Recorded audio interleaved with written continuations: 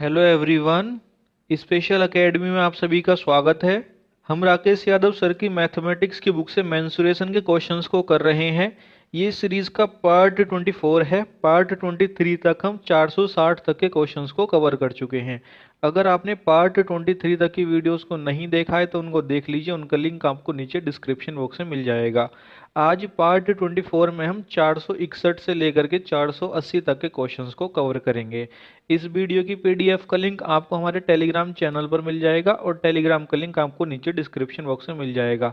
तो यदि आप इस लेक्चर की पीडीएफ डाउनलोड करना चाहते हैं तो आप उसे हमारे टेलीग्राम चैनल से डाउनलोड कर सकते हैं। चलिए अब हम शुरू करते हैं आज के अपने क्वेश्चंस। Question number 461।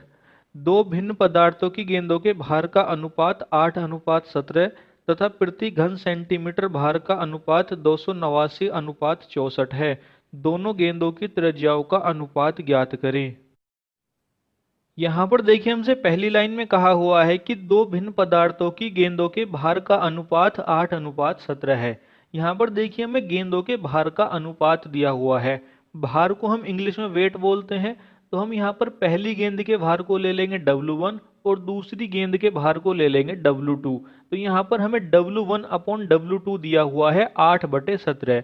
आगे देखिए, हमसे क्वेश्चन में कहा हुआ है कि प्रति घन सेंटीमीटर भार का अनुपात 289:64 है।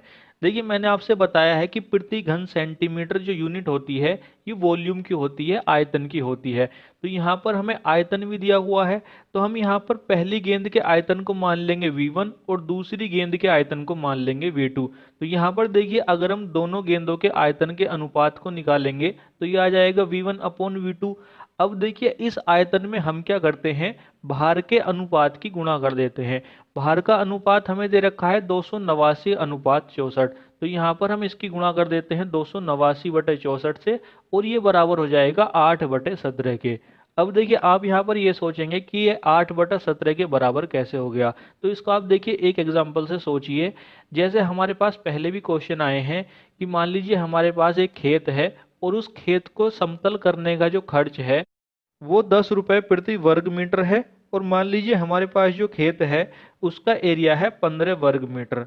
तो अब अगर आपसे ये पूछा जाए कि खेत को समतल करने में कितने रुपए लगेंगे, तो देखिए हम क्या करते थे, जो हमारे खेत का एरिया है जो कि यहाँ पर हमने 15 लिया हुआ है, 15 वर्ग मीटर में किसकी गुणा कर देते थे, रुपए की। तो जैसे ही हम 15 वर्ग मीटर में 10 की गुणा करेंगे तो हमारे पास जो आगे वैल्यू आएगी 150, वो रुपए में आएगी। तो हमने यहाँ पर क्या किया, जो हमारा एरिया दिया हुआ था वर्ग मीटर में वो हमारा रुपए में कन्वर्ट हो गया जैसे ही हमने उसमें रुपए से गुणा की। सेम कंडीशन यहाँ पर भी अप्लाई होगी। यहाँ पर हमारे पास दोनों गेंदों के वॉल्यूम थे। जैसे ही हमने वॉल्यूम में वेट की गुणा की तो हमारे पास जो आगे अनुपात आएगा वो वेट का ही आएगा। और वेट का अनुपात हमें दे रखा है 8/17। तो ये 8/17 के बराबर हो जाएगा। अब देखिए, गेंद होती है हमारी गोले के आकार की और गोले का आयतन होता है 4/3 πr⁴ तो यहाँ पर हम पहली गेंद की त्रिज्या को ले लेंगे R1 और दूसरी गेंद की त्रिज्या को ले लेंगे R2। तो यहाँ पर देखिए, V1 की जगह आ जाएगा 4/3 πr1 की घात 3 और V2 की जगह आ जाएगा 4/3 πr2 की घात 3। 289 और 64 की हम तिरछी गुणा कर देंगे तो हमारे पास बराबर के बाद आ जाएगा 8/17 गुणा 64/289। 4/3 से 4/3 कट जाएगा, हमारे पास R1 की घात 3 डिवाइड बाई R2 की घात 3 रह जाएगा। हम क्या करेंगे, दोनों साइड का घनमूल ले लेंगे तो हमारे पास आ जाएगा R1/R2 बराबर 8/17। इसको जब हम अनुपात में लिखेंगे तो ये लिखा जाएगा 8:17। तो यहाँ पर सही हो जाएगा हमारा option number A. Question number 462। किसी बेलन के आधार की त्रिज्या तथा किसी गोले का व्यास समान है। बेलन की ऊंचाई तथा त्रिज्या का अनुपात ज्ञात करें यदि गोले तथा बेलन का आयतन समान है। यहाँ पर देखिए, हमसे पहली लाइन में कहा हुआ है कि किसी बेलन के आधार की त्रिज्या तथा किसी गोले का व्यास समान है। यहाँ पर देखिए, हम क्या करते हैं, बेलन की त्रिज्या को मान लेते हैं स्मॉल r और गोले की त्रिज्या को मान लेते हैं कैपिटल R। अब हमसे यहाँ पर कहा हुआ है कि बेलन के आधार की त्रिज्या यानी कि स्मॉल r ये बराबर है गोले के व्यास के। गोले की त्रिज्या हमने मान ली है कैपिटल R, तो गोले का व्यास हो जाएगा 2 कैपिटल R। तो देखिए, यहाँ पर स्मॉल r बराबर हो जाएगा 2 कैपिटल R के।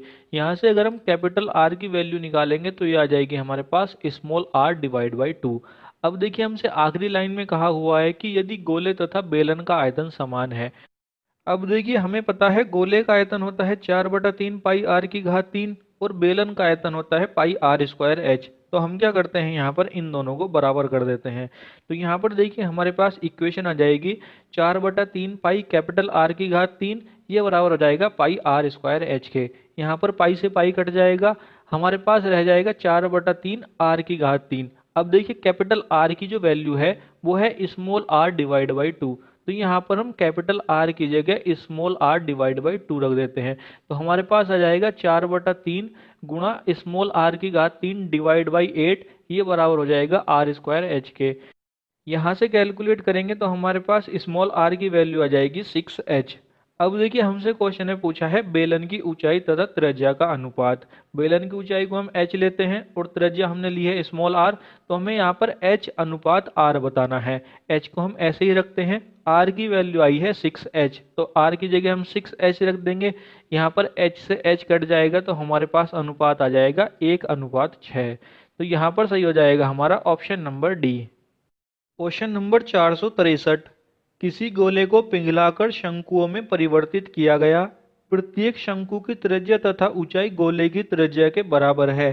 इनमें से एक शंकु को पिघलाकर छोटी गेंद में परिवर्तित किया गया। छोटे गोले तथा बड़े गोले के पृष्ठ क्षेत्रफल का अनुपात ज्ञात करें। यहाँ पर देखिए हमें तीन आकृति दी हुई हैं, बड़ा गोला, शंकु और छोटा गोला। बड़े गोले को पिघला करके हमने शंकुओं में परिवर्तित किया है और फिर एक शंकु को पिघला करके एक छोटी गेंद में परिवर्तित किया है। तो यहाँ पर देखिए हम क्या करते हैं, शंकु के आयतन को एक छोटी गेंद के आयतन के बराबर कर देते हैं।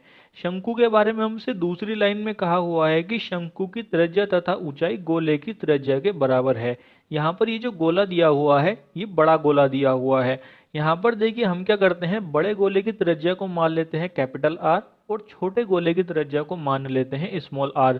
तो देखिए अगर बड़े गोले की त्रिज्या कैपिटल आर है तो यहाँ पर शंकु की त्रिज्या भी कैपिटल आर हो जाएगी और यहाँ पर शंकु की ऊंचाई भी कैपिटल आर के बराबर हो जाएगी। तो यहाँ पर देखिए शंकु का आयतन हो जाएगा 1/3 पाई आर स्क्वायर एच, यहाँ पर h की जगह भी कैपिटल आर आ जाएगा।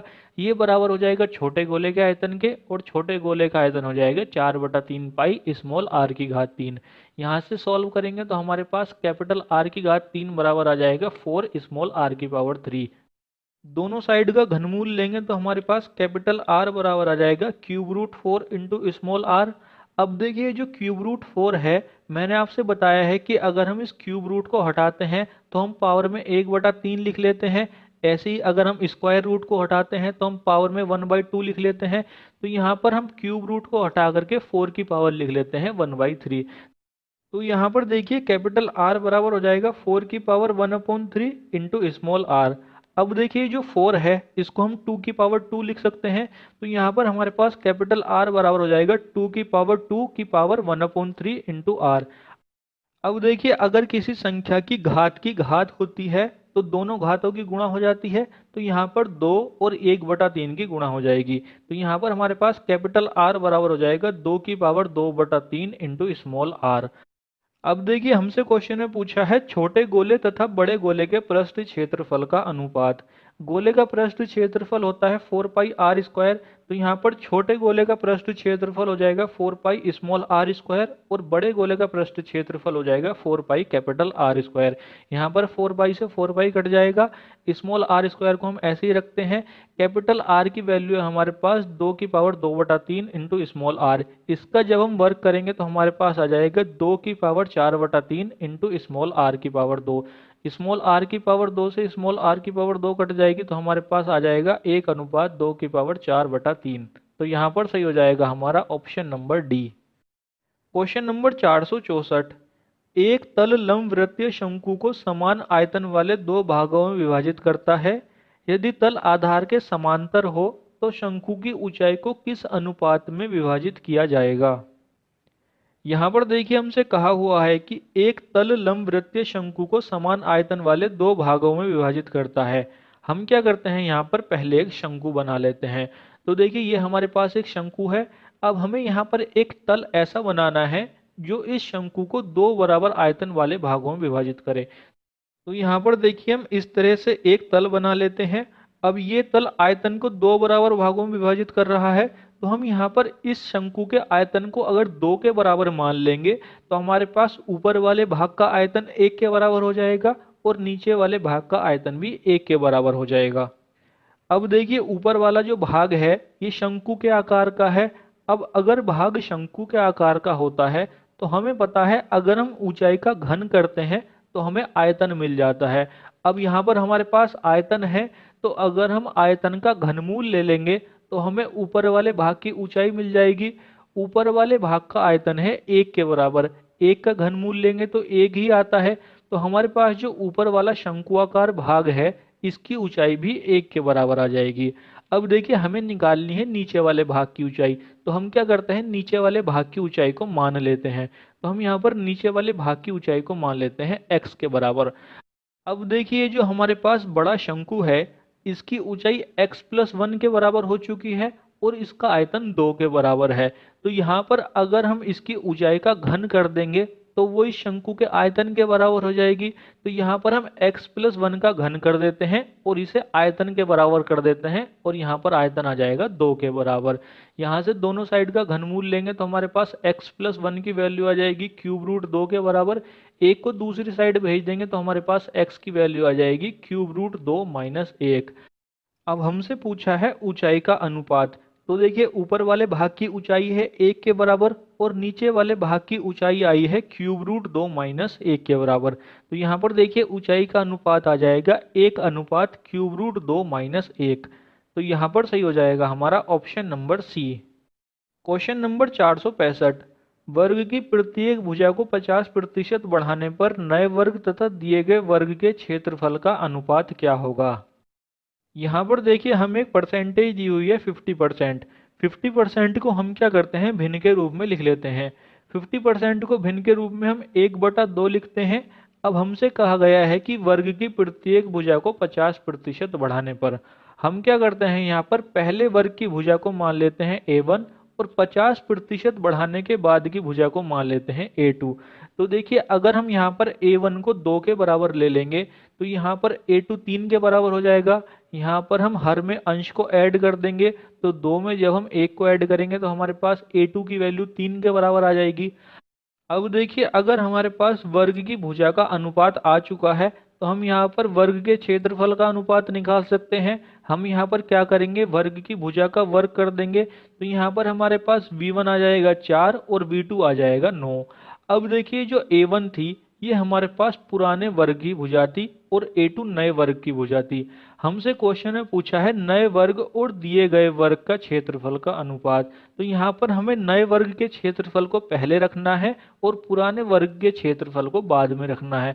तो हम यहाँ पर V2 को पहले ले आते हैं और V1 को बाद में ले जाते हैं। तो यहाँ पर V2 अनुपात V1 आ जाएगा 9:4। तो यहाँ पर सही हो जाएगा हमारा option number D. Question number 466, 10 centimetre गुणा 5 सेंटीमीटर गुणा 2 सेंटीमीटर की माप वाले लकड़ी के एक घनावकार टुकड़े में से 7 सेंटीमीटर ऊंचाई और आधार त्रिज्या 1 सेंटीमीटर वाला एक शंकु काटा जाता है। पाई बराबर 22/7 मानते हुए इस प्रक्रिया में नष्ट हुई लकड़ी का प्रतिशत है। यहाँ पर देखिए नष्ट हुई लकड़ी का प्रतिशत निकालने के लिए हम क्या करेंगे पहले हम घनाभ का आयतन निकालेंगे, फिर शंकु का आयतन निकालेंगे, फिर ये देखेंगे कि शंकु बनने के बाद घनाभ की कितनी लकड़ी बच गई। जो लकड़ी बच जाएगी वही हमारी नष्ट हुई लकड़ी है और उसका हम प्रतिशत निकाल देंगे। तो यहाँ पर हम क्या करते हैं पहले घनाभ का आयतन निकालते हैं। घनाभ का आयतन होता है लंबाई गुणा चौड़ाई गुणा ऊंचाई। तो यहाँ पर घनाभ का आयतन आ जाएगा 10 गुणा 5 गुणा 2। इन तीनों की जब हम गुणा करेंगे तो हमारे पास आयतन आ जाएगा 100 घन सेंटीमीटर। अब हम निकालते हैं शंकु का आयतन। शंकु का आयतन होता है 1/3 पाई आर स्क्वायर एच। 1/3 को हम ऐसे ही रखते हैं। पाई की वैल्यू हमें 22/7 रखनी है। त्रिज्या हमें दे रखी है 1 सेंटीमीटर, तो आर स्क्वायर की जगह आ जाएगा 1 × 1। और हमें शंकु की ऊंचाई दे रखी है 7 सेंटीमीटर, तो एच की जगह आ जाएगा 7।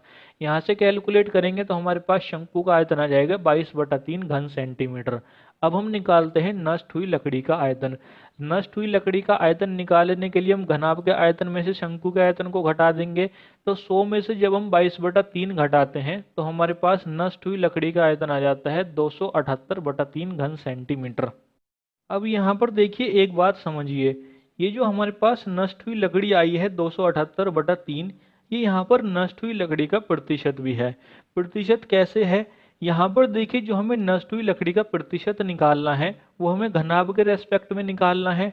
घनाभ का आयतन है 100 घन सेंटीमीटर।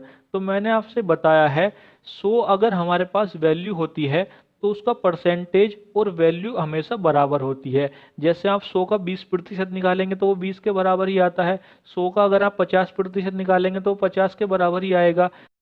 तो इसी तरह से ये जो 278/3 है, ये वैल्यू और परसेंटेज दोनों में बराबर होगा, क्योंकि ये जो निकलना है वो 100 के रेस्पेक्ट में निकलना है।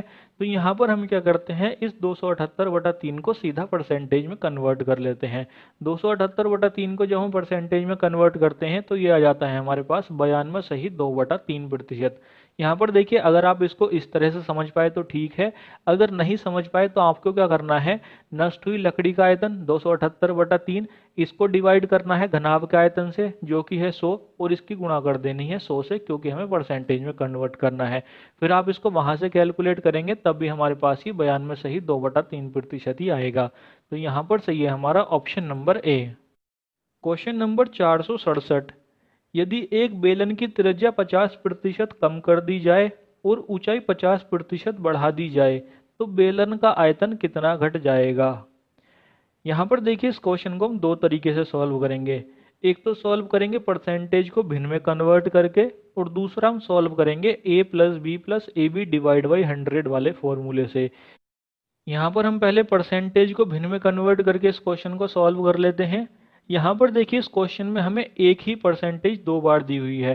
पहले हमने त्रिज्या को 50% कम किया है और फिर ऊंचाई को 50% बढ़ाया है। तो हमें यहाँ पर एक ही परसेंटेज दी हुई है 50%। तो हम क्या करते हैं, पहले 50% को भिन्न के रूप में लिख लेते हैं। 50% को भिन्न के रूप में 1/2 लिखा जाता है। अब देखिए हमें बेलन के आयतन में अंतर बताना है कि बेलन का आयतन कितना घट जाएगा। अब देखिए बेलन के आयतन का जो फॉर्मूला होता है वो होता है πr²h। पाई की वैल्यू तो 22/7 होती है। 22/7 एक कांस्टेंट वैल्यू है, हम कांस्टेंट को हटा देते हैं। इसके अलावा हमारे पास रह जाता है r²h। अब यहाँ पर देखिए r² है, यानी कि त्रिज्या की दो बार गुणा हो रही है, तो हम यहाँ पर त्रिज्या को दो बार कम करेंगे। तो यहाँ पर देखिए अगर हम पहले त्रिज्या को 2 के बराबर मानते हैं तो हमसे क्वेश्चन में कहा गया है कि त्रिज्या को 50% कम कर दिया जाए।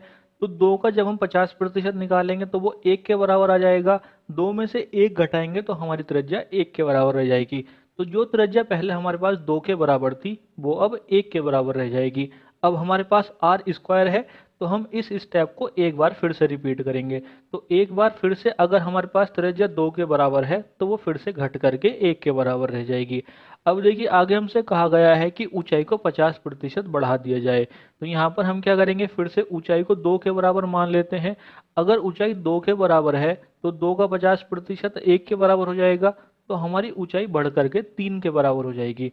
अब हम क्या करते हैं, अनुपात से पहले वाले की गुणा कर लेते हैं और अनुपात के बाद वालों की गुणा कर लेते हैं। तो अनुपात से पहले 3 जगह 2 2 2 है, तो जब हम 3 बार 2 की गुणा करेंगे तो हमारे पास 8 आ जाएगा।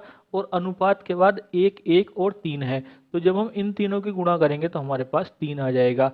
तो अगर हमारे पास पहले बेलन का आयतन 8 था तो वो अब घट करके 3 के बराबर रह गया है, यानी कि यहाँ पर 5 की कमी हो गई है। अब हमें ये परसेंटेज में निकालनी है, तो यहाँ पर देखिए प्रतिशत हो जाएगा 5। डिवाइड कर देंगे इसको पहले वाले आयतन से, पहले वाला आयतन है 8, और इसकी गुणा कर देंगे 100 से। यहाँ से सॉल्व करेंगे तो हमारे पास आयतन में कमी आ जाएगी 62.5% की। अब देखिए ये तो है इस क्वेश्चन को सॉल्व करने का एक तरीका। अब हम इसको सॉल्व करते हैं दूसरे तरीके से। दूसरा तरीका है हमारे पास a plus B plus A B divide by 100 वाला फॉर्मूला। अब देखिए जो फॉर्मूला है इसमें हम a और b की जगह वैल्यू पुट करते हैं। अब हमसे पहली बारी में कहा गया है कि त्रिज्या को 50% कम किया गया है, और दूसरी बारी में कहा गया है कि ऊंचाई को 50% बढ़ाया गया है। अब देखिए मैंने अभी आपसे बताया है कि बेलन के आयतन का फॉर्मूला πr²h है। पाई को हम हटा देते हैं क्योंकि उसकी वैल्यू कांस्टेंट होती है, उसके अलावा हमारे पास रह जाता है आर स्क्वायर एच। यहाँ पर आर स्क्वायर है, यानी कि हमें त्रिज्या को 2 बार कैलकुलेट करना होता है। अब यहाँ पर त्रिज्या हमारी 50% कम कर दी गई है, तो यहाँ पर हम क्या करते हैं, पहले त्रिज्या को ही कैलकुलेट करते हैं। तो यहाँ पर देखिए हम ए की जगह भी -50 रख लेते हैं और बी की जगह भी -50 रख लेते हैं। तो यहाँ पर हमारे पास वैल्यू आ जाएगी -50 -50 प्लस -50 गुणा -50 डिवाइड बाई 100। यहाँ से कैलकुलेट करेंगे तो हमारे पास आ जाएगा -75%। तो यहाँ पर अगर हम केवल त्रिज्या को 50% कम करते हैं तो हमारे बेलन का आयतन 75% कम हो जाएगा।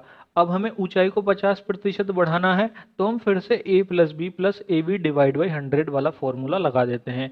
इस बार हम a की जगह ले लेंगे -75 और b की जगह आ जाएगा +50। यहाँ पर आप a और b की वैल्यू को पलट करके भी रख सकते हैं, उससे हमारे आंसर पर कोई फर्क नहीं पड़ता है।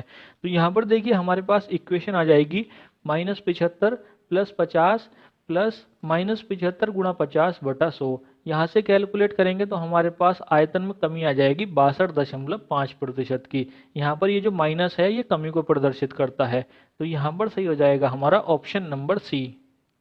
क्वेश्चन नंबर 468, किसी शंकु की ऊंचाई तथा आधार की त्रिज्या में से प्रत्येक में 100% की वृद्धि की जाती है, शंकु के आयतन में कितनी वृद्धि होगी। यहाँ पर हम इस क्वेश्चन को समझने के लिए एक डायग्राम बना लेते हैं। हम यहाँ पर एक शंकु बना लेते हैं। इस शंकु की त्रिज्या हम ले लेते हैं 1 के बराबर और ऊंचाई ले लेते हैं 3 के बराबर। 3 के बराबर ऊंचाई क्यों लेते हैं, क्योंकि शंकु के आयतन का जो फॉर्मूला होता है उसमें 1/3 आता है, तो 3 से 3 कट हो जाएगा, तो हमारी कैलकुलेशन आसान हो जाएगी। तो यहाँ पर देखिए अगर हम इस शंकु का आयतन निकालेंगे तो हमारे पास V1 बराबर आ जाएगा 1/3 पाई आर स्क्वायर। आर की वैल्यू 1 है तो 1 का स्क्वायर आ जाएगा इंटू एच, एच की जगह आ जाएगा 3। यहाँ पर 3 से 3 कट जाएगा, 1 का स्क्वायर 1 ही होता है, तो यहाँ पर हमारे V1 की वैल्यू आ जाएगी पाई के बराबर। अब हमसे आगे क्वेश्चन में कहा गया है कि आधार की त्रिज्या और ऊंचाई दोनों में 100% की वृद्धि की जाती है। मैंने आपसे बताया है कि जब भी हमें 100% की वृद्धि करनी होती है तो हमारी जो वैल्यू होती है वो 2 गुनी हो जाती है। तो यहाँ पर हमने जो आधार की त्रिज्या 1 के बराबर ली हुई है ये 2 हो जाएगी, और जो ऊंचाई 3 के बराबर ली हुई है ये 6 हो जाएगी। तो यहाँ पर देखिए अगर हम अब इस शंकु का आयतन निकालेंगे तो V2 बराबर फिर से 1/3 पाई आर स्क्वायर एच हो जाएगा। इस बार r की जगह आ जाएगा 2, तो 2 का वर्ग हो जाएगा 4 के बराबर, और h की जगह आ जाएगा 6। यहाँ से कैलकुलेट करेंगे तो हमारे पास V2 की वैल्यू आ जाएगी 8 पाई। अब देखिए हमारे पास V1 की वैल्यू आई है पाई और V2 की वैल्यू आई है 8 पाई। अब यहाँ पर देखिए एक बात समझिए, यहाँ पर हमसे दो तरीके से क्वेश्चन पूछा जाता है। पहला तरीका तो ये है, हमसे ये पूछा जाता है कि आयतन कितने गुना हो जाएगा। तो अगर हमसे ये पूछता कि आयतन कितने गुना हो जाएगा, तो पहले पाई था अब 8 पाई हो गया, तो आयतन हमारा 8 गुना हो गया। दूसरा तरीका ये है, हमसे पूछता है कि कितनी वृद्धि हो गई। तो अगर हमें वृद्धि देखनी होती है तो हम बाद वाले आयतन में से पहले वाले आयतन को घटाते हैं। तो बाद वाला आयतन हो रहा है 8 पाई और पहले वाला आयतन है पाई। तो 8 पाई में से जब हम पाई को घटाएंगे तो वृद्धि हो रही है 7 पाई की। अब इस 7 पाई को हमें परसेंटेज में कन्वर्ट करना है। तो देखिए 7 पाई को हम डिवाइड कर देंगे पहले वाले आयतन से। पहले वाला आयतन है पाई और इसकी गुणा करते हैं 100 से। तो यहाँ पर अगर हम सॉल्व करेंगे तो हमारे पास वृद्धि आएगी 700% की। इसको आप वैसे भी कैलकुलेट कर सकते हैं, जैसे हमारे पास पहले वाला आयतन है पाई और बाद वाला है 8 पाई, तो ये आयतन बढ़ करके 8 गुना हो रहा है। 8 गुना का मतलब हो गया 800%। अब ये जो 8 पाई है इसका मतलब तो हो गया 800%। अब ये जो हमारा पहला वाला आयतन है पाई, इसका मतलब हो गया 100%। तो 100% बढ़ करके 800% हो रहा है, तो वृद्धि 700% की हो गई। तो आप इसको इस तरीके से भी कैलकुलेट कर सकते हैं।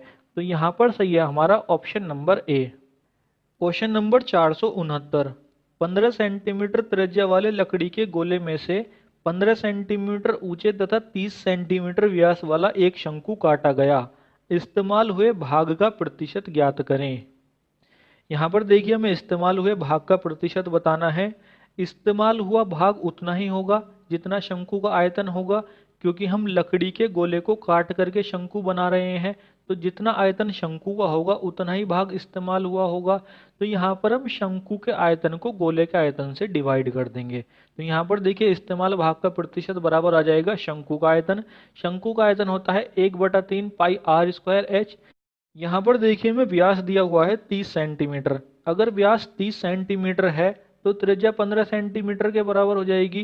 तो यहाँ पर देखिए शंकु का आयतन आ जाएगा 1/3 पाई आर स्क्वायर की जगह आ जाएगा 15 गुणा 15 और ऊंचाई की जगह भी आ जाएगा 15। इसको हम डिवाइड करेंगे लकड़ी के गोले के आयतन से। गोले का आयतन होता है 4/3 पाई आर की घात 3। यहाँ पर हमें लकड़ी के गोले की त्रिज्या दी हुई है 15 सेंटीमीटर। तो यहाँ पर हमारे लकड़ी के गोले का आयतन आ जाएगा 4/3 पाई गुणा 15 गुणा 15 गुणा 15। इसकी गुणा कर लेंगे हम 100 से, क्योंकि हमें ये परसेंटेज में कन्वर्ट करना है। यहाँ से कैलकुलेट करेंगे तो हमारे पास परसेंटेज आ जाएगा 25%। तो यहाँ पर सही हो जाएगा हमारा option number D. Question number 470। किसी शंकु की ऊंचाई को 200% बढ़ाया गया तथा आधार की त्रिज्या को 50% कम किया गया। शंकु के आयतन में प्रतिशत परिवर्तन ज्ञात करें। यहाँ पर देखिए हमें दो परसेंटेज दी हुई हैं, 200% और 50%। हम क्या करते हैं, पहले इन्हें भिन्न के रूप में कन्वर्ट कर लेते हैं। 200% को जब हम भिन्न के रूप में कन्वर्ट करते हैं तो ये लिखा जाएगा 2/1। 100% जो होता है वो 1 के बराबर होता है, तो 200% 2 के बराबर हो जाएगा। यहाँ पर हम 2 को 1 से डिवाइड कर लेते हैं। 1 से डिवाइड किस लिए कर रहे हैं, क्योंकि देखिए जब भी हम वृद्धि या कमी करते हैं तो हम हर में अंश को ऐड करते हैं या सब्ट्रैक्ट करते हैं। तो यहाँ पर हम इसलिए इसका हर भी लिख लेते हैं। इसके अलावा हम 50% को भिन्न के रूप में लिखते हैं, तो 50% को भिन्न के रूप में 1/2 लिखा जाता है। अब देखिए यहाँ पर हमारे पास शंकु है, हमें शंकु के आयतन में परिवर्तन बताना है। शंकु का आयतन होता है 1/3 पाई आर स्क्वायर एच। अब 1/3 पाई तो कांस्टेंट हो जाएगा, हमारे पास रह जाएगा आर स्क्वायर एच। अब देखिए आर स्क्वायर है, यहाँ पर आर 2 बार आ रहा है, तो यहाँ पर हम शंकु की त्रिज्या में 2 बार कमी करेंगे। तो यहाँ पर देखिए अगर हम पहले शंकु की त्रिज्या को 2 के बराबर मान लेंगे तो जब हम उसमें 50% की कमी करेंगे तो वो कमी के बाद 1 के बराबर रह जाएगी। अब हम इस प्रोसेस को दूसरी बार रिपीट करेंगे क्योंकि आर स्क्वायर है। तो यहाँ पर देखिए अगर त्रिज्या 2 के बराबर है तो फिर से 1 के बराबर रह जाएगी।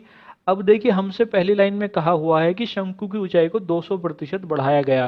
तो यहाँ पर अगर हम पहले शंकु की ऊंचाई को 1 के बराबर मान लेंगे तो वो बढ़ करके 3 के बराबर हो जाएगी, क्योंकि हम हर में अंश को ऐड कर देंगे। तो 1 में जब हम 2 को ऐड करेंगे तो हमारे पास 3 आ जाएगा। अब हम अनुपात से पहले वाले और बाद वालों की गुणा कर लेते हैं। अनुपात से पहले है 2, 2 और 1, इन तीनों की गुणा करेंगे तो हमारे पास 4 आ रहा है। अनुपात के बाद में है 1, 1 और 3, इन तीनों की गुणा करेंगे तो हमारे पास 3 आ रहा है। यानी कि अगर शंकु का आयतन पहले 4 के बराबर था तो वो अब घट करके 3 के बराबर रह गया है। यहाँ पर देखिए 1 की कमी हो रही है। अब हम निकालेंगे इसको परसेंटेज में। तो देखिए यहाँ पर 1 की कमी हो रही है, डिवाइड में आ जाएगा पहले वाला आयतन है 4 और इसकी गुणा कर देंगे 100 से। यहाँ से कैलकुलेट करेंगे तो हमारे पास परसेंटेज आ जाएगा 25%। तो यहाँ पर सही हो जाएगा हमारा option number D, decreases by 25%। Question number 471। किसी शंकु की ऊंचाई तथा त्रिज्या प्रत्येक को 100% बढ़ाया गया, तब शंकु का नया आयतन क्या होगा। यहाँ पर देखिए इस क्वेश्चन को अच्छे से समझने के लिए हम एक डायग्राम बना लेते हैं। हम यहाँ पर एक शंकु बना लेते हैं। इस शंकु की त्रिज्या हम ले लेते हैं 1 के बराबर और ऊंचाई ले लेते हैं 3 के बराबर। अब देखिए अगर हम इस शंकु का आयतन निकालेंगे तो V1 बराबर हो जाएगा 1/3 पाई आर स्क्वायर एच के। यहाँ पर आर स्क्वायर की जगह आ जाएगा 1 का स्क्वायर और एच की जगह आ जाएगा 3।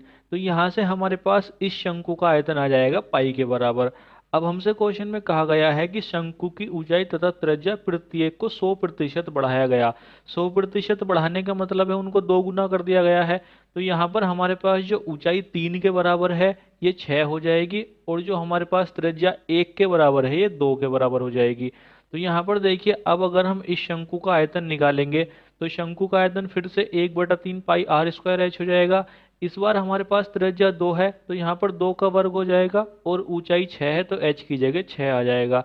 यहाँ से कैलकुलेट करेंगे तो हमारे पास V2 की वैल्यू आ जाएगी 8 पाई। अब हमसे पूछा है नए शंकु का आयतन होगा, तो देखिए अगर हम इसकी कंपेयर पहले वाले आयतन से करें तो पहला वाला आयतन पाई है और अब नया आयतन हमारे पास 8 पाई आया है, तो ये पहले वाले का 8 गुना हो चुका है। तो यहाँ पर सही हो जाएगा हमारा option number D, 8 times that of the original.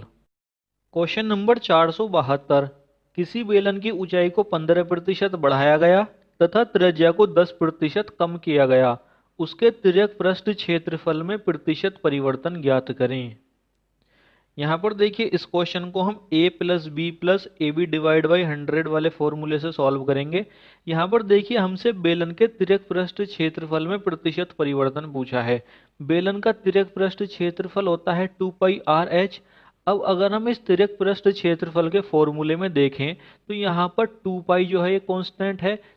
जो वैल्यू कांस्टेंट होती है हम उसको हटा देते हैं क्योंकि उससे हमारे आंसर पर कोई फर्क नहीं पड़ता है। हमारे पास इसके अलावा रह जाता है RH। अब यहाँ पर देखिए ऊंचाई को 15% बढ़ाया जा रहा है और त्रिज्या को 10% कम किया जा रहा है, तो यहाँ पर दो ही वेरिएबल हैं। तो यहाँ पर हम इसके लिए a plus B plus A B divide by 100 वाला फॉर्मूला लगा देते हैं। यहाँ पर देखिए हम a की वैल्यू रख लेते हैं 15 और b की जगह रख लेते हैं -10, क्योंकि त्रिज्या 10% कम हो रही है। तो यहाँ पर देखिए हमारे पास इक्वेशन आ जाएगी 15 -10 प्लस 15 गुणा -10 डिवाइड बाई 100। यहाँ से इसको सॉल्व करेंगे तो हमारे पास आ जाएगा 3.5%। ये यहाँ पर प्लस का आ रहा है, इसका मतलब इंक्रीज हो रहा है, तो यहाँ पर सही हो जाएगा हमारा option number B. Question number 473, यदि किसी बेलन की त्रिज्या 50% कम तथा ऊंचाई 60% बढ़ा दी जाए तब उसका आयतन कितना प्रतिशत कम हो जाएगा। यहाँ पर देखिए इस क्वेश्चन को फिर से सॉल्व करने के हमारे पास दो तरीके हैं। पहला तरीका है कि हम परसेंटेज को भिन्न में कन्वर्ट करके इस क्वेश्चन को सॉल्व करें, और दूसरा तरीका है कि हम a plus B plus A B divide by 100 वाला फॉर्मूला लगा करके इस क्वेश्चन को सॉल्व करें। यहाँ पर मैं केवल इसको एक तरीके से सॉल्व कर रहा हूँ, मैं यहाँ पर परसेंटेज को भिन्न में कन्वर्ट करके इस क्वेश्चन को सॉल्व कर रहा हूँ। a plus B plus A B divide by 100 वाला फॉर्मूला लगा करके आप इस क्वेश्चन को खुद सॉल्व करके देखिए कि आंसर सेम आ रहा है या नहीं आ रहा है। हम यहाँ पर इस क्वेश्चन को परसेंटेज से भिन्न के रूप में कन्वर्ट करके सॉल्व करते हैं। यहाँ पर देखिए हमें दो परसेंटेज दी हुई हैं, 50% और 60%। 50% को भिन्न के रूप में लिखा जाता है 1/2 और 60% को भिन्न के रूप में लिखा जाता है 3/5। अब देखिए हमसे पूछा है बेलन के आयतन में प्रतिशत परिवर्तन। बेलन का आयतन होता है πr²h। पाई को हम छोड़ देंगे क्योंकि पाई की वैल्यू 22/7 कांस्टेंट होती है। इसके अलावा हमारे पास रह जाता है r²h। अब यहाँ पर देखिए r² है, यानी कि त्रिज्या को हमें दो बार लेना है। अब त्रिज्या के बारे में हमसे कहा गया है कि त्रिज्या 50% कम कर दी जाए, तो यहाँ पर देखिए हम त्रिज्या को 2 मानते हैं। तो 2 का जब हम 50% कम करेंगे तो कम होने के बाद बेलन की त्रिज्या 1 के बराबर रह जाएगी। हम इस स्टेप को फिर से रिपीट करेंगे, तो हम फिर से बेलन की त्रिज्या को 2 के बराबर लेंगे और फिर से उसमें 50% की कमी करेंगे तो हमारे पास त्रिज्या 1 के बराबर रह जाएगी। अब हमसे आगे कहा गया है कि ऊंचाई को 60% बढ़ा दिया जाए। तो यहाँ पर देखिए अगर हम पहले ऊंचाई को 5 के बराबर ले लेंगे तो जब हम उसमें 60% की वृद्धि करेंगे तो वृद्धि के बाद हमारे पास बेलन की ऊंचाई आ जाएगी 8 के बराबर। अब देखिए हम क्या करते हैं, हम अनुपात से पहले वालों की गुणा करते हैं और अनुपात के बाद वालों की गुणा करते हैं। अनुपात से पहले आ रहा है 2, 2 और 5। जब हम इन तीनों की गुणा करेंगे तो हमारे पास 20 आ जाएगा। अनुपात के बाद आ रहे हैं 1, 1 और 8। इन तीनों की गुणा करेंगे तो हमारे पास 8 आ जाएगा। तो अगर हमारे पास बेलन का पहला आयतन 20 था तो अब वो घट करके 8 के बराबर रह गया है। तो यहाँ पर देखिए 12 की कमी हो रही है, तो अब हम निकाल देंगे कमी का प्रतिशत। तो यहाँ पर देखिए 12 की कमी हो रही है, कितने पर हो रही है, 20 पर हो रही है, क्योंकि पहला आयतन 20 है। इसकी गुणा कर देंगे 100 से। यहाँ से इसको सॉल्व करेंगे तो हमारे पास प्रतिशत आ जाएगा 60%। तो यहाँ पर सही हो जाएगा हमारा option number B. Question number 474, किसी घनाभ की लंबाई, चौड़ाई तथा ऊंचाई का अनुपात 1:2:3 है। यदि उनको 100%, 200% तथा 200% बढ़ाया जाए तब नया आयतन पुराने आयतन की अपेक्षा कितना गुना बढ़ जाएगा। यहाँ पर देखिए हमें घनाभ की लंबाई, चौड़ाई तथा ऊंचाई का अनुपात दे रखा है 1:2:3। यहाँ पर हम इसको लिख लेते हैं। तो देखिए LBH की जगह आ जाएगा 1:2:3। यहाँ पर देखिए ये अनुपात है, लेकिन हम इस अनुपात को ही वास्तविक संख्या मान करके चलेंगे, क्योंकि हमें कंपेयर के लिए कोई वैल्यू नहीं दे रखी है।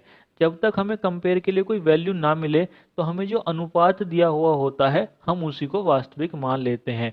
तो यहाँ पर देखिए हम लंबाई को 1 के बराबर ले लेंगे, चौड़ाई को 2 के बराबर ले लेंगे और ऊंचाई को 3 के बराबर ले लेंगे।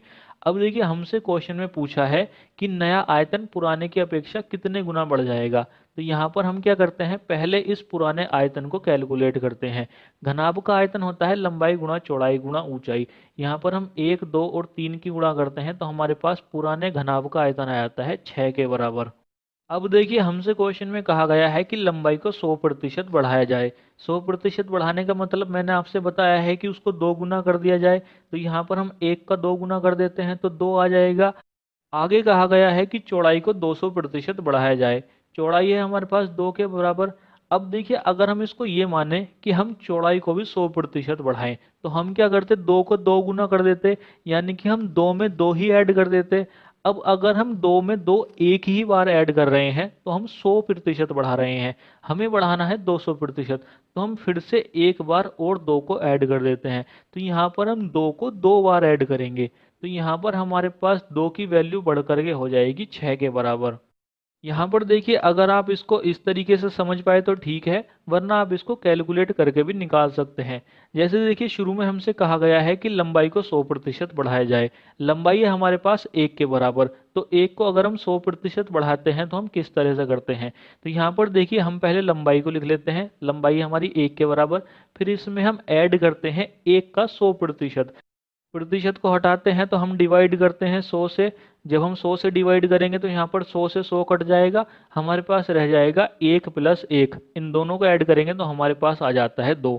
अब देखिए इसी तरीके से हम निकालते हैं 2 का 200%।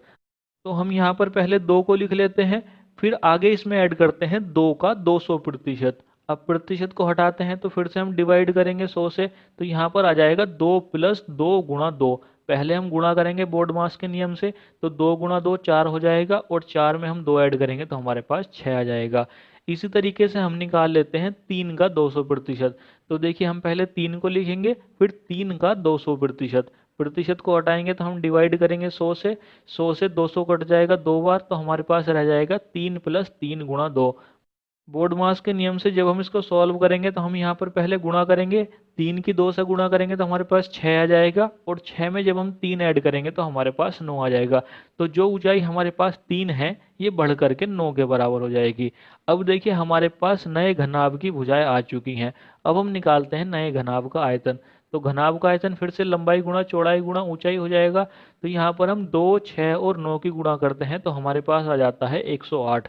तो देखिए जो आयतन हमारे पास 6 था, वो अब बढ़ करके 108 हो गया है। तो यहाँ पर अगर हम ये देखें कि ये कितने गुना हो गया है, तो ये यहाँ पर 6 का 18 गुना हो गया है। अब अगर हमसे ये पूछता कि कितने गुना हो गया है, तो हम बता देते हैं आंसर कि 18 गुना हो गया है। अब इसने यहाँ पर पूछा है कि कितने गुना बढ़ गया है, यानी कि हमसे वृद्धि पूछी है। तो यहाँ पर अगर हमें वृद्धि बतानी होती है तो हम उसको 1 गुना कम करके बताते हैं। तो यहाँ पर वृद्धि होगी 17 गुना की। तो यहाँ पर सही हो जाएगा हमारा option number D, 17 times. Question number 475। किसी बेलन के आधार की त्रिज्या तथा ऊंचाई दोनों को 10% बढ़ा दिया जाए तो बेलन के आयतन में प्रतिशत वृद्धि ज्ञात करें। इस तरह के देखिए हम कई सारे क्वेश्चंस को सॉल्व कर चुके हैं, तो अब हमारे लिए ये आसान क्वेश्चन है। यहाँ पर हम इसको दो तरीके से सॉल्व कर सकते हैं।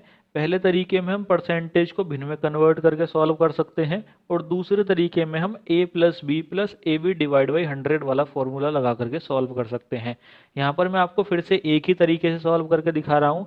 मैं यहाँ पर परसेंटेज को भिन्न में कन्वर्ट करके सॉल्व कर रहा हूँ। दूसरे तरीके से आप इसको खुद सॉल्व करके देखिए।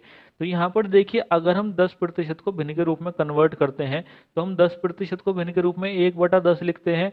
अब हमसे क्वेश्चन में कहा गया है कि आधार की त्रिज्या और ऊंचाई दोनों को 10% बढ़ा दिया जाए।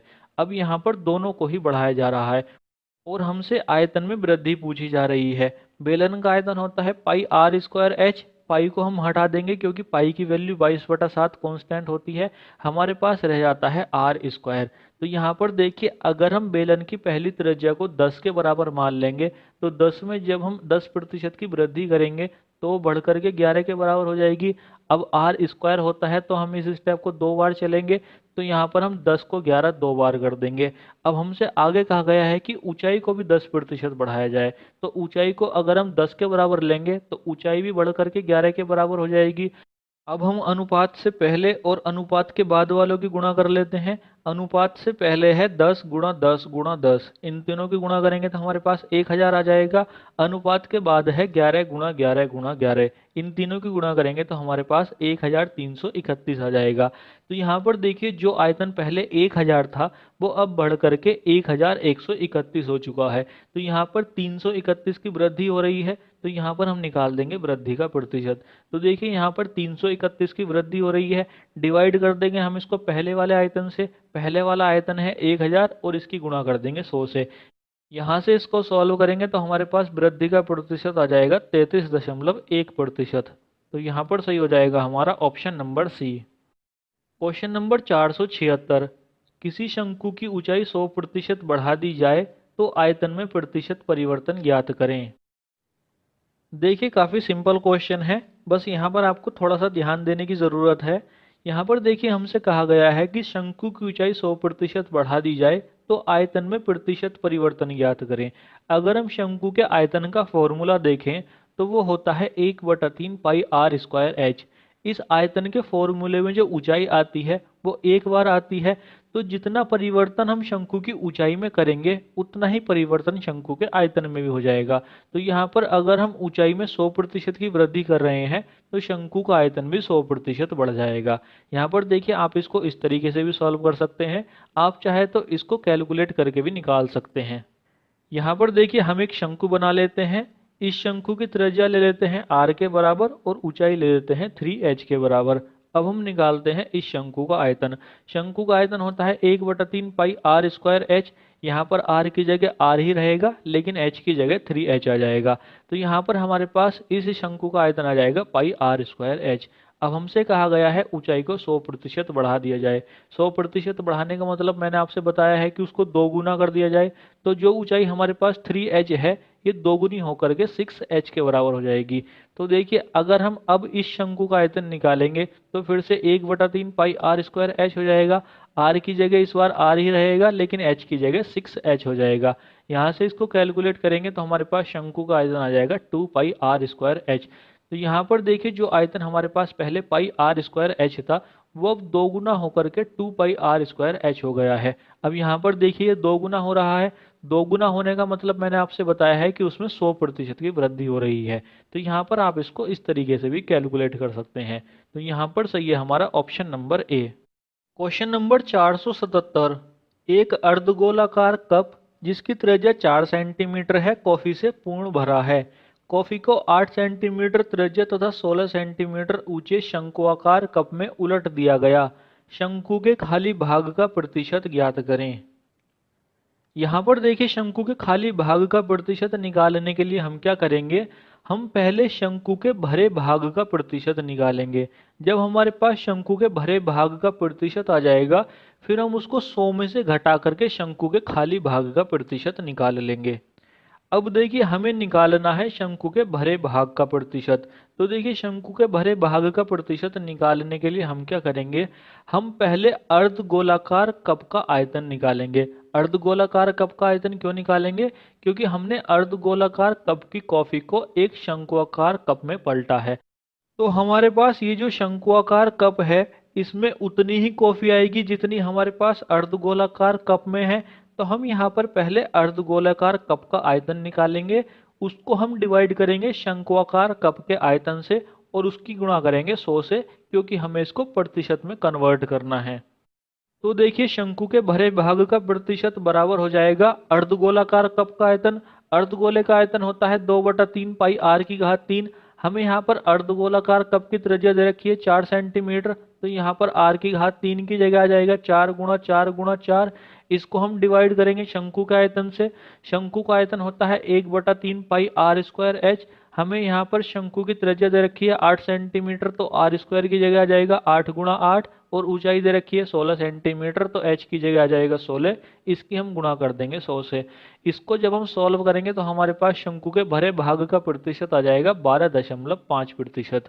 अब देखिए, अगर शंकु के भरे भाग का प्रतिशत 12.5 है, तो खाली भाग का प्रतिशत हो जाएगा 100 माइनस 12.5, यानी कि 87.5%। तो यहाँ पर सही हो जाएगा हमारा option number A. Question number 478। किसी बेलन की ऊंचाई को 6 गुना तक बढ़ाया तथा आधार के क्षेत्रफल को 1/9 भाग तक घटा दिया जाता है। बेलन का तिर्यक पृष्ठ क्षेत्रफल कितने गुना बढ़ जाएगा? यहां पर देखिए, इस क्वेश्चन को थोड़ा ध्यान से समझिए। यहां पर हमसे पहली लाइन में कहा हुआ है कि किसी बेलन की ऊंचाई को 6 गुना तक बढ़ाया। यहाँ पर देखिए, जो 6 गुना तक लिखा हुआ है, यहाँ पर ये जो तक शब्द है, ये यहाँ पर बड़ा ही इंपॉर्टेंट है। यहाँ पर इस तक शब्द का ये मतलब है कि बेलन की ऊंचाई को तब तक बढ़ाया गया जब तक कि वो 6 गुना नहीं हो गई। तो यहाँ पर अगर हम पहले बेलन की ऊंचाई को 1 के बराबर मान लें, तो उसको तब तक बढ़ाया गया जब तक कि वो 6 गुना नहीं हो गई। तो 1 का 6 गुना 6 के बराबर हो जाएगा। तो यहाँ पर हम h1 को ले लेते हैं 1 के बराबर, और h2 को ले लेते हैं 6 के बराबर।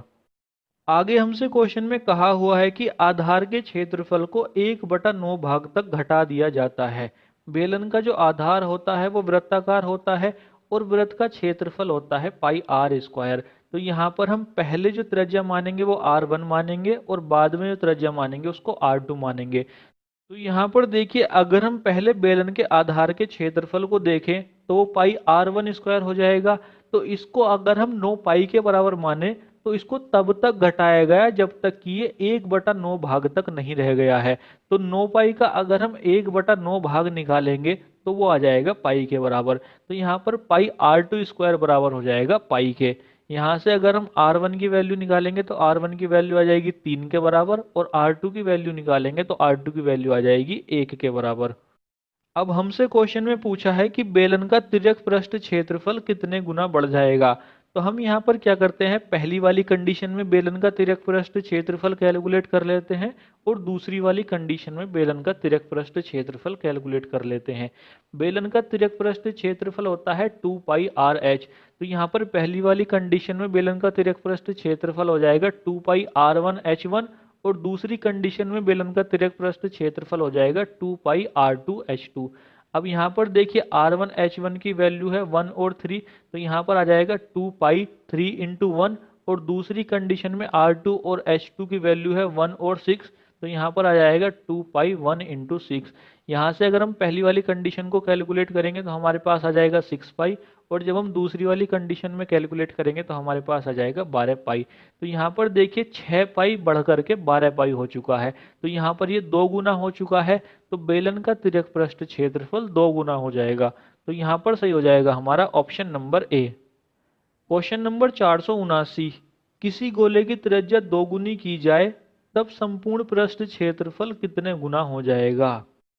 यहाँ पर देखिए, हमसे गोले के संपूर्ण पृष्ठ क्षेत्रफल के बारे में पूछा है। तो हम यहाँ पर पहले दोनों ही कंडीशन में गोले के संपूर्ण पृष्ठ क्षेत्रफल को लिख लेते हैं।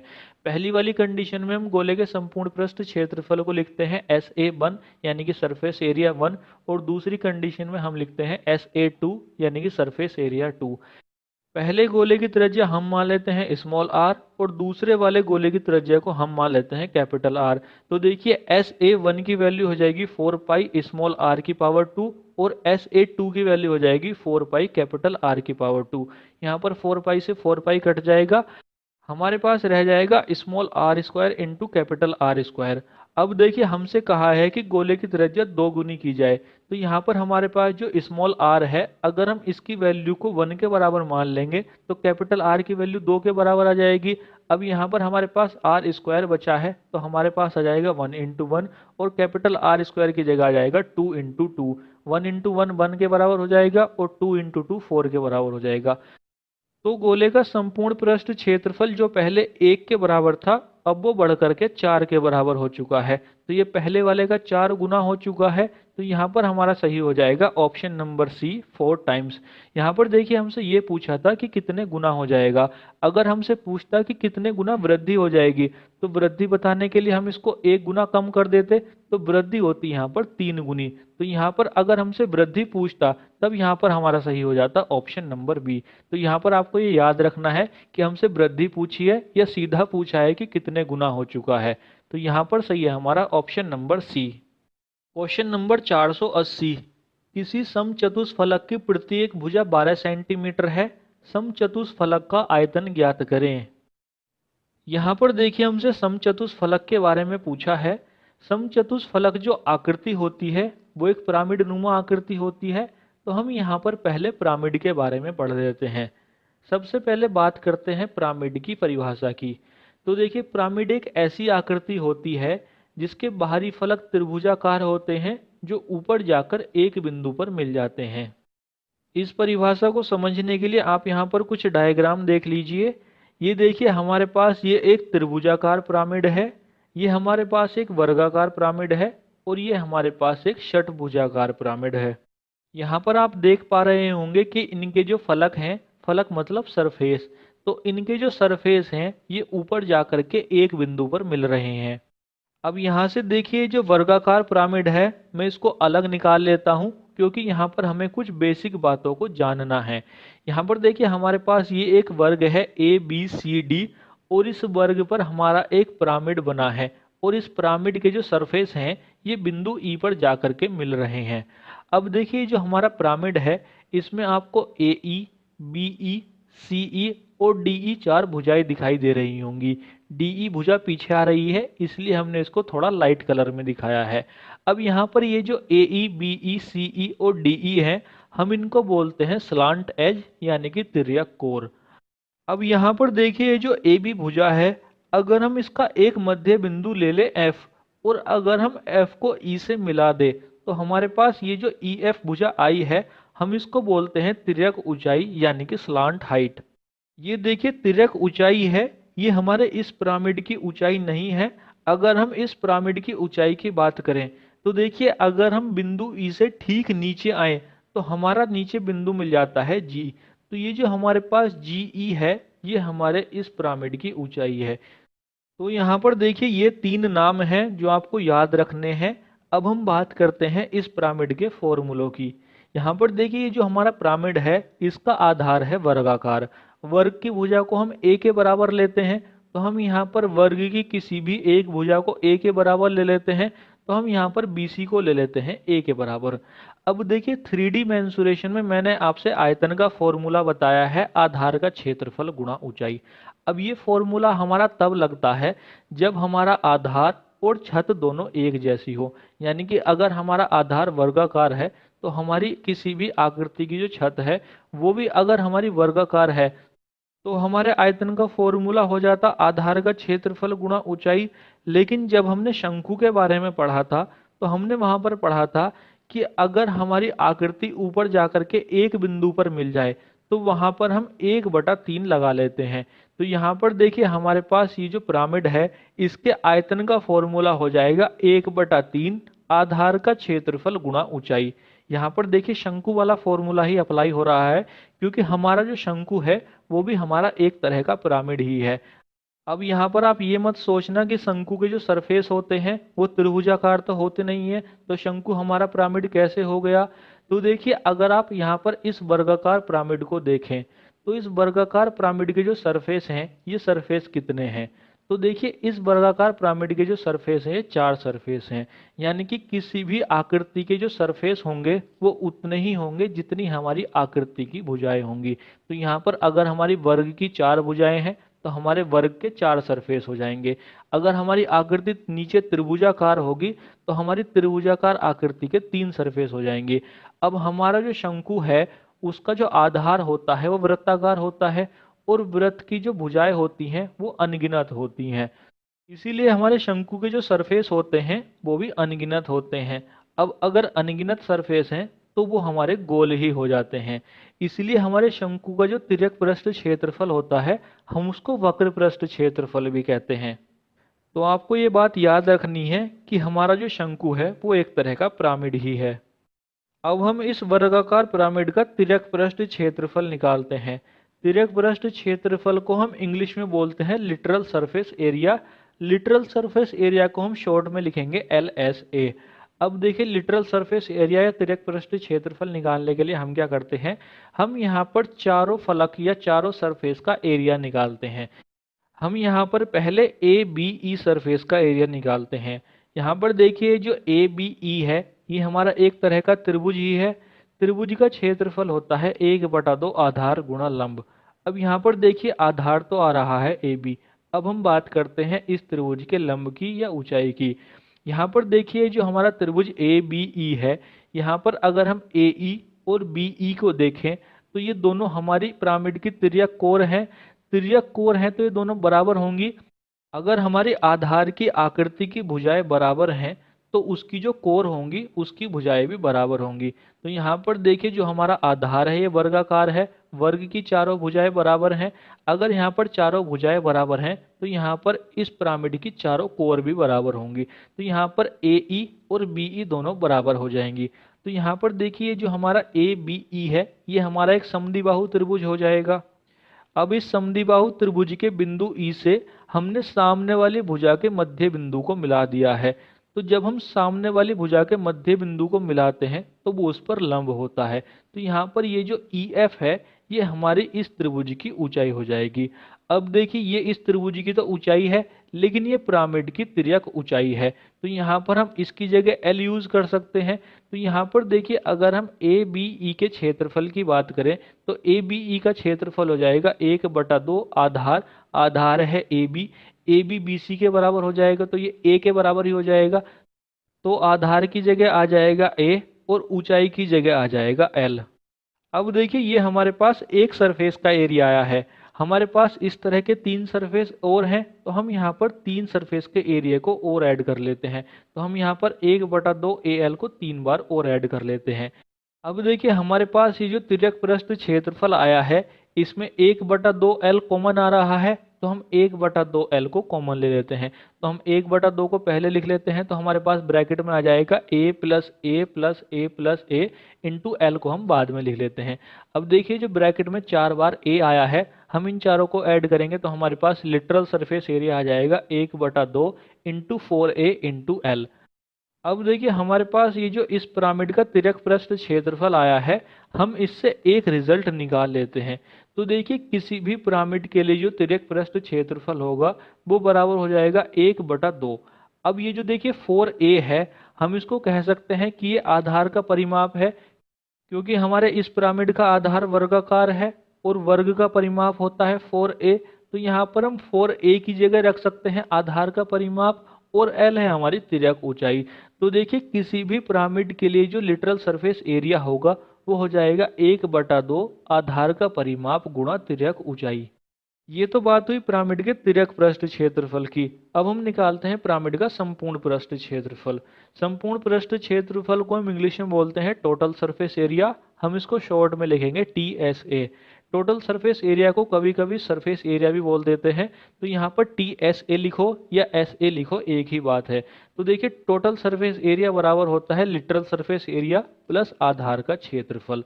तो ये देखिए, आपको 3 फॉर्मूले यहाँ पर याद रखने हैं, वॉल्यूम का, लिटरल सरफेस एरिया का और टोटल सरफेस एरिया का। अब देखिए, आगे हम क्या करते हैं, हम यहाँ पर समबाहु त्रिभुज, वर्ग और षटभुज के फॉर्मूलों को लिख लेते हैं। हम यहाँ पर इन तीनों के फॉर्मूलों को इसलिए लिख रहे हैं क्योंकि हमसे इन तीनों के बारे में सबसे ज़्यादा क्वेश्चंस पूछे जाते हैं। तो हम यहाँ पर इन तीनों के फॉर्मूलों को लिख लेते हैं। हमसे विषमबाहु त्रिभुज वाले पिरामिड के बारे में भी क्वेश्चन पूछा जा सकता है। हमसे समलंब चतुर्भुज के पिरामिड के बारे में भी क्वेश्चन पूछा जा सकता है। तो हमसे किसी भी आकृति के बारे में क्वेश्चन पूछा जा सकता है।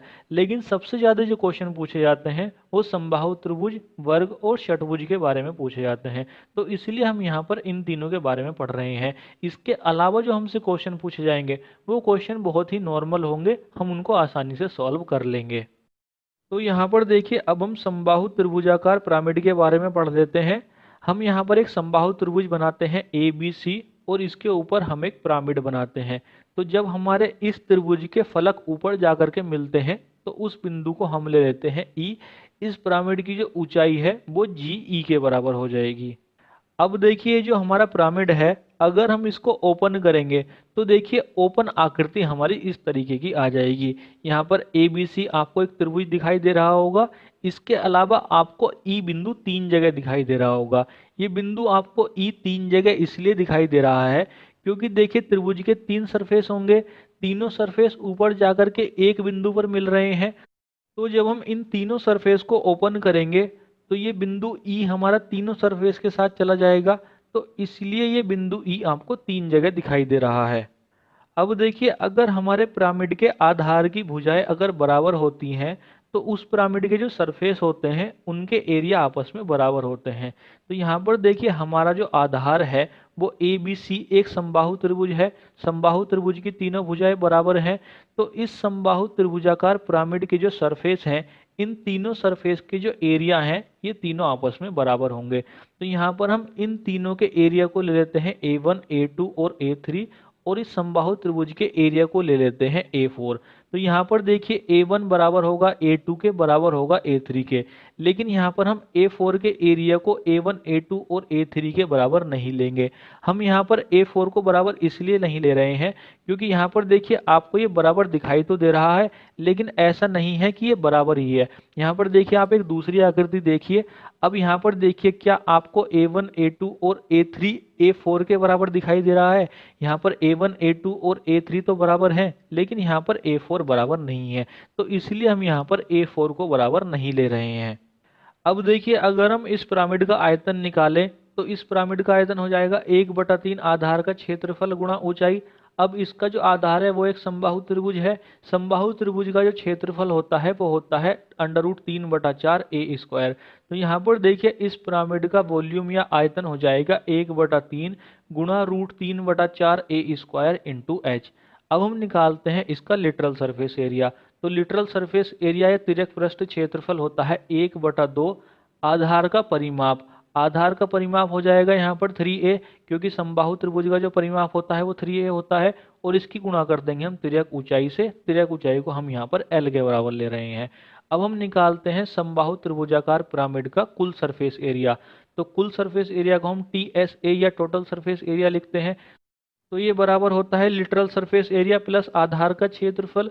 लिटरल सरफेस एरिया आया है 1/2 गुणा 3a गुणा l, प्लस कर देंगे हम इसमें आधार का क्षेत्रफल, और आधार है हमारा समबाहु त्रिभुजाकार। समबाहु त्रिभुज का क्षेत्रफल हो जाएगा √3/4 ए स्क्वायर। तो यहाँ पर देखिए ये तीन फॉर्मूले हैं जो आपको समबाहु त्रिभुजाकार पिरामिड के बारे में याद रखने हैं। अब हम देखते हैं वर्गाकार पिरामिड। यहाँ पर देखिए हम एक वर्ग बनाते हैं ABCD, इसके ऊपर एक पिरामिड बनाते हैं। इस वर्ग के जो चारों फलक हैं ये ऊपर जाकर के बिंदु ई पर मिल रहे हैं। अब देखिए अगर हम इस वर्गाकार पिरामिड को ओपन करेंगे तो देखिए ओपन आकृति हमारी इस तरीके की आ जाएगी। यहाँ पर ABCD आपको एक वर्ग दिखाई दे रहा होगा, और ये जो ई बिंदु है ये इस बार आपको चार जगह दिखाई देगा।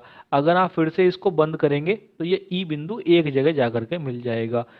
अब देखिए हमारे पिरामिड का जो आधार है वो एक वर्गाकार है। वर्ग की चारों भुजाएं बराबर होती हैं। अगर हमारे पिरामिड के आधार की भुजाएं बराबर होती हैं तो हमारे पिरामिड के जो फलक का क्षेत्रफल होते हैं वो बराबर होते हैं। तो यहाँ पर हमारे जो चार फलक हैं इनके एरिया बराबर हो जाएंगे। तो यहाँ पर हम इन चारों फलक या सरफेस के एरिया को ले लेते हैं A1 A2 A3, और वर्ग के एरिया को ले लेते हैं A5। तो यहाँ पर देखिए A1 बराबर है A2 के, बराबर है A3 के, बराबर है A4 के। अब हम निकालते हैं इस वर्गाकार पिरामिड का वॉल्यूम। तो देखिए वॉल्यूम बराबर हो जाएगा 1/3 आधार का क्षेत्रफल गुणा ऊंचाई। यहाँ पर हमारा आधार वर्गाकार है, वर्ग का क्षेत्रफल होता है भुजा की घात 2। भुजा को हम लेते हैं a, तो यहाँ पर आ जाएगा a का स्क्वायर। तो यहाँ पर देखिए वर्गाकार पिरामिड का वॉल्यूम आ जाएगा 1/3 a स्क्वायर इंटू एच। अब हम निकालते हैं वर्गाकार पिरामिड का तिर्यक पृष्ठ क्षेत्रफल। वर्गाकार पिरामिड का तिर्यक पृष्ठ क्षेत्रफल हो जाएगा 1/2 आधार का परिमाप। आधार का परिमाप आ जाएगा 4a, इसकी गुणा कर देंगे हम तिर्यक ऊंचाई से, और तिर्यक ऊंचाई होती है l। अब हम निकालते हैं वर्गाकार पिरामिड का कुल पृष्ठीय क्षेत्रफल। तो देखिए TSA बराबर होता है LSA। LSA है 1/2 4a इंटू l। इसमें हम ऐड करते हैं आधार का क्षेत्रफल और आधार का क्षेत्रफल आ जाएगा ए स्क्वायर। तो यहाँ पर देखिए ये 3 फॉर्मूले हैं जो आपको वर्गाकार पिरामिड के बारे में याद रखने हैं। अब हम देखते हैं षटभुजाकार पिरामिड के बारे में। यहाँ पर देखिए हम एक षटभुजाकार पिरामिड बना लेते हैं। इस पिरामिड को अगर हम ओपन करेंगे तो हमारे पास इस तरह की आकृति आ जाएगी।